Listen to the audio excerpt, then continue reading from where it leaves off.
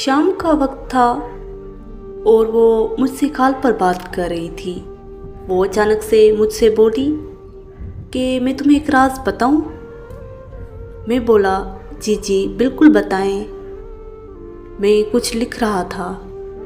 उसने मुझे संजीदगी से कहा, मुझे आपसे इल्हामी मोहब्बत है। मैं हल्का सा मुस्कुराया। पागल लड़की, वो अपनी बात पर कायम रही। सच में मेरा दिल आपके बारे में सब बताता है मुझे। अच्छा जी, तो ऐसी बातें मुझे बताओ, अभी मैं क्या कर रहा हूँ। उसने फौरन मुझे जवाब दिया, आप इस वक्त लिख रहे हैं। मेरी आंखों के सामने धुंध सी छा गई। मेरे हाथ कांप गए। उसने बिल्कुल ठीक कहा था। मैं वाकई ही उस वक्त लिख रहा था। से मेरी हर बात का पता खुदा जाने।